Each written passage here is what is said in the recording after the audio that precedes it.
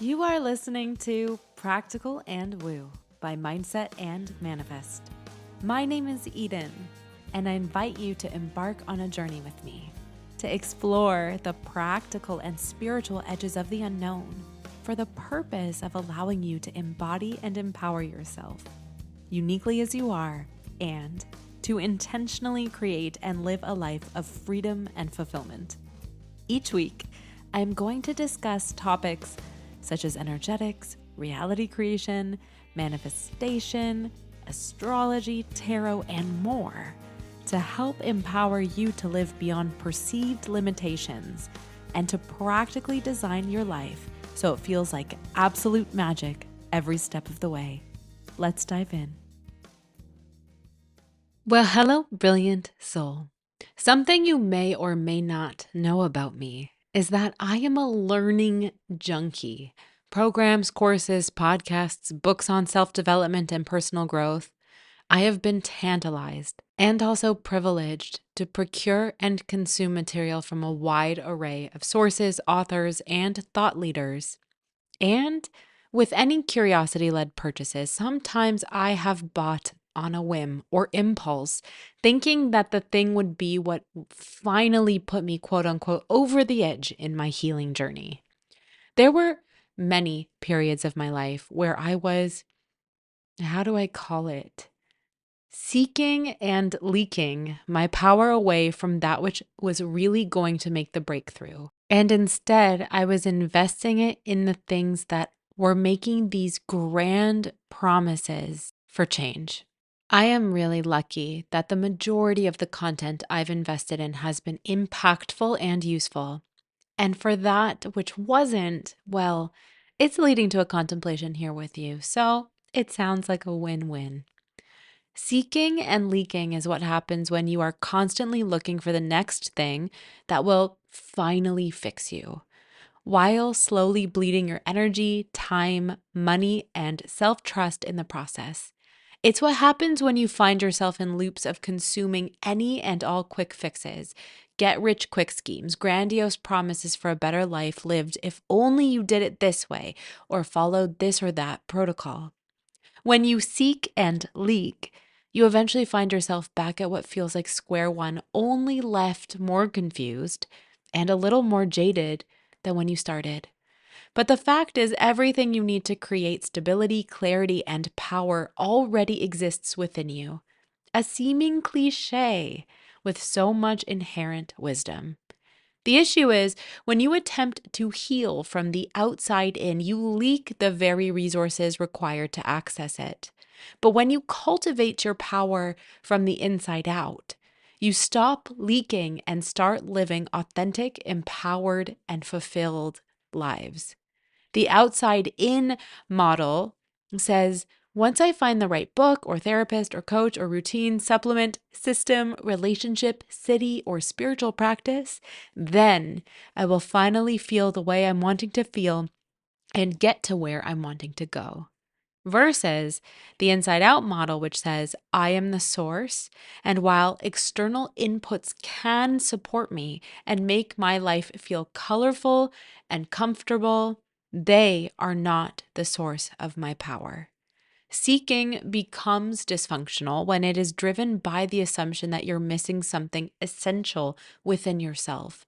And if you believe you are broken, you will then interpret every uncomfortable emotion or experience you have as proof that you're still not quite whole. From here, it's most tempting to seek out solutions so that we can eliminate our discomfort. And this does have the potential to offer temporary relief, even if it's just in the form of a dopamine hit because you made a purchase. But soon after that, the discomfort will return, and then you're enabled to seek and leak once again. Each cycle reinforces the identity of someone who needs fixing. That's the leak. The leak is not only the money circulated or the time invested. It's also, and more importantly, the erosion of your self-authority. And I want to be clear that to invest money and time into something, even if it didn't pan out or was impulsive, isn't necessarily something to cast shame on yourself for. In fact, you shouldn't cast shame on yourself. Everything that you experience in your life is simply data of where you can flesh out and assess within yourself, and then close the gaps and hone your power from there. So please know that if you have any regrets that are stirring in the light of this episode, there's no need to throw a pity party unless that's something that would somehow feel delicious to you. Here, we are simply cultivating awareness, learning, and growing. The more you seek and leak, the more you stop trusting your own perception, and then you second guess your intuition. And the trickiest part is that this cycle sometimes feels like the responsible and proactive move because somehow it feels like we're growing. But the truest growth comes from integration, not accumulation. It's how you apply the information you're learning, how you allow it to spark the flame of your soul fire and build you up from the inside out. Modern culture has this funny way of rewarding seeking. There is always a new framework, a hack, an optimization strategy. And I am saying this as someone who loves tools.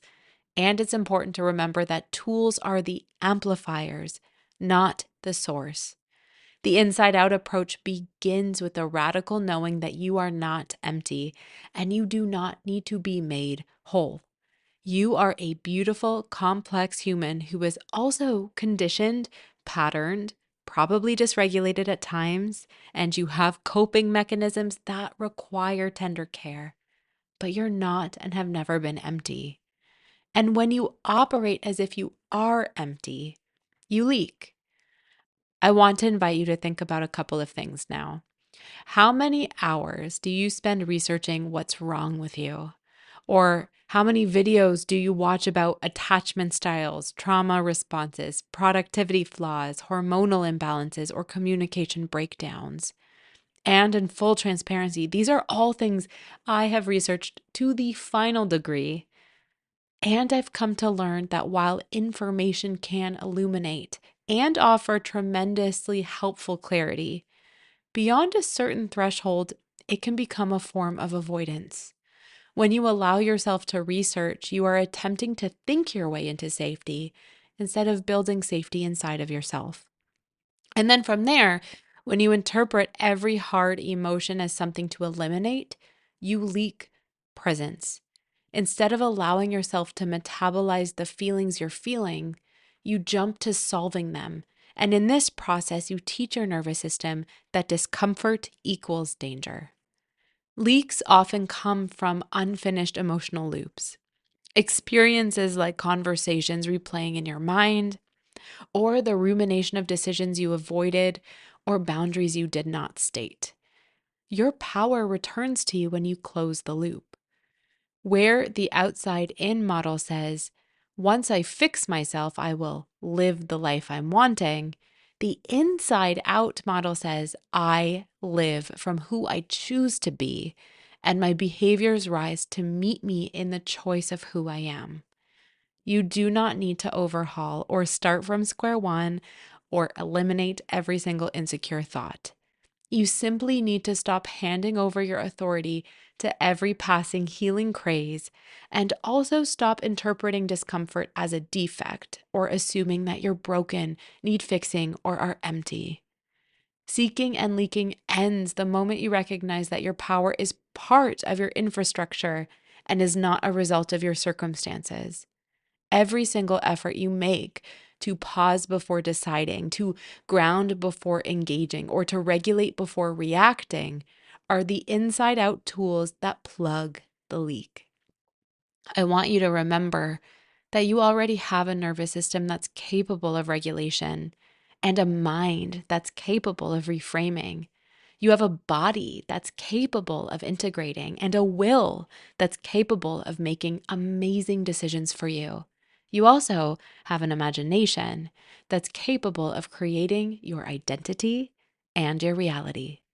When you show up authentic as you are, holding your power, growing from your learnings, then life becomes less about seeking and leaking and more about sealing and living holy. And from this grounded place, you do not chase your utmost best life. You build it from within. Until next time.